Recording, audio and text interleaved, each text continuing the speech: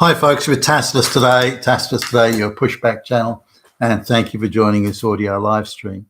Please listen to this presentation as you would a radio broadcast.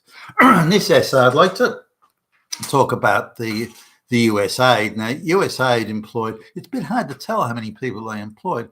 Some say it's 5,000, some say it's 10,000, some say it's 15,000 if you include the subcontractors and various consultants they used, and even more if you look at all the people and subcontractors they used overseas.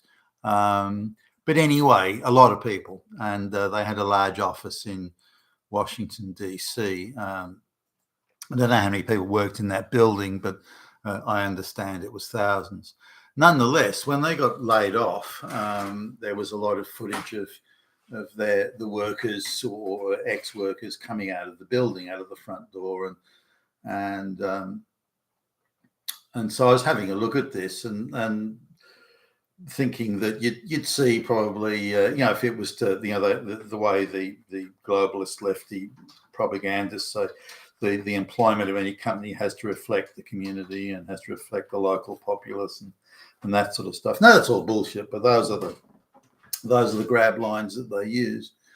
But just looking at the people coming out of the building now, doesn't matter which citizen journalist or news outlet or whatever that I went to look at, it was the same. So the people coming out of the building were nearly all women. And how can that be? I mean, how is that even possible? Shouldn't that somewhere, give or take roughly, shouldn't about half of them be men? So minorities were overrepresented. So now, if you look at the Hispanic population of that area and so on, you wouldn't think it would be anywhere near the amount of Hispanic Latino people that seem to be coming out of the building. But the white women in particular, but not only them, but particularly the white women, a lot of green hair and blue hair and this sort of stuff. So a lot of them looked like they had that look on their face, like the gender studies graduate or the lesbian dance theory graduate and so on. These are people. So these are people leading the resistance.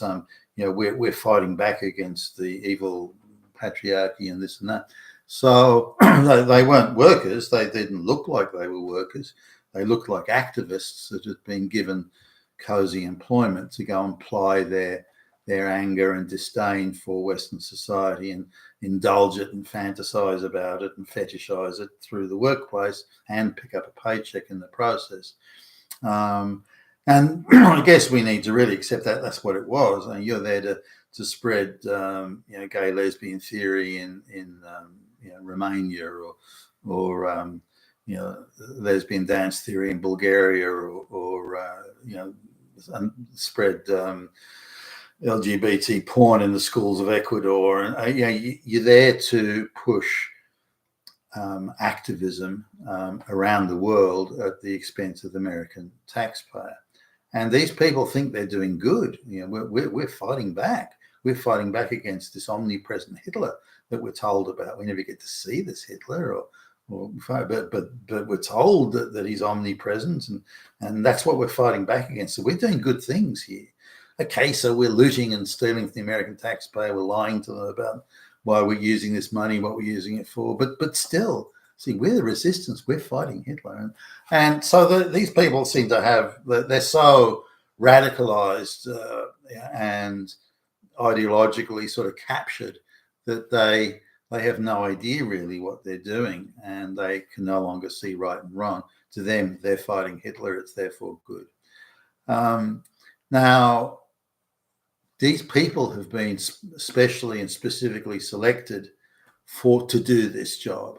And do you hate white people? Do you hate white men? Do you hate straight white men? If you tick these three boxes, you have a job with us. It can't have been much more complicated than that. It has to have been something along those lines, because you can't get that many people that hate America, hate white society, hate everything about it, that would be in just one place. You don't get a workforce like that, because they were reasonably well paid. It wasn't like they were being paid, the lowest wages in the world or anything, far from it. So some of these people were actually being paid quite well. it's hard to imagine any of them did really much work. Their hatred for white society and Western society was really the only credential they needed to demonstrate, and they had that in spades. And so the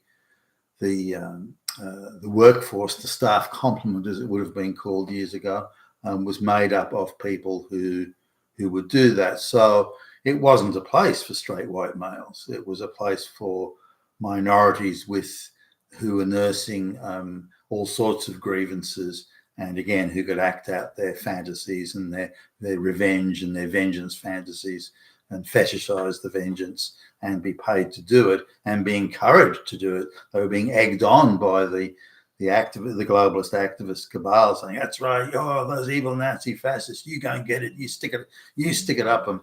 And this is what they did, and so they selected people, especially for who did. Now, none of these people are actually employable in the real world. Some of them may get jobs on some form of oblique merit, but they're not employable as such. None of these. And if you listen to them when they come to their interviews, they've got no idea where they're going to get a job. This is the only job they've had.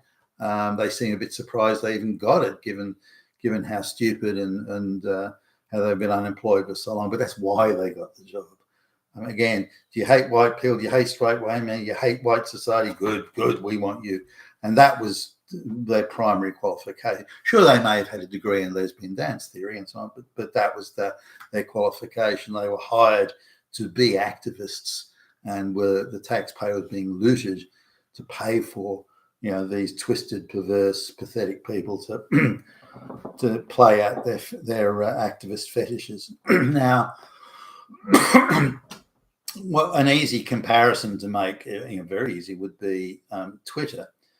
Before Elon Musk acquired it. Now, Twitter had 10,000 plus employees, and no one really knows how many thousands of consultants that they employ. Some say it's between 10 and 12,000. Others say 10 to 15,000. So I don't know how many there, but well over 10,000 in total working at Twitter. Now, if you look at the people that Twitter were put out front to whether it be the trust and safety, they call it trust and safety, can you believe it? The trust and safety department or whatever they put out there, it was nothing but a gaggle of minority groups that hate white society, hate white countries, hate straight white males. It was them. That's all it was. And they were in positions of power and control. The health and safety director, whatever she was, Gardy or something. I mean, seriously, all she was doing was acting out her fantasies of vengeance against white people and using Twitter and someone gave her that job and paid her big bucks to do it. Hey, go and indulge your wildest fetish fantasies of vengeance, and we'll pay you $1 million plus a year to do it. Fuck. What sort of strange, perverse world would do that? What sort of society would allow that to happen? But that's what the globalists were doing to us, coming up behind the white society and giving, and raping us from behind. That's what they were doing, and these are the people they used to do it.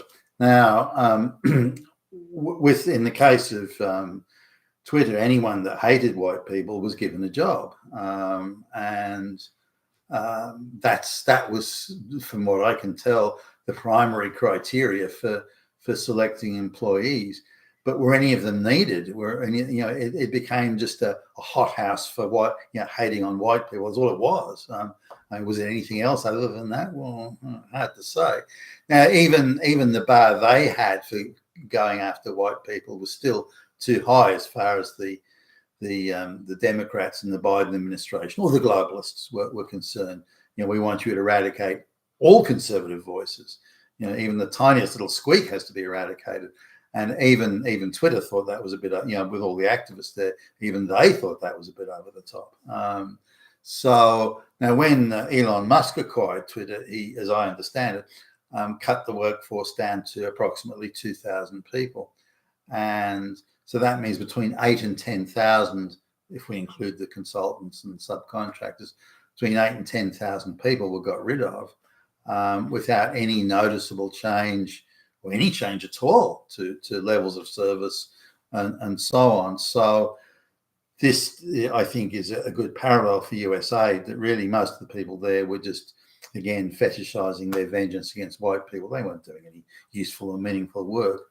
I guess it's bad because they were, however long they may have worked at USaid, they were living in a delusional world where, applying petty, spiteful, envious, little girl hatreds against people is considered a form of employment, if not a career.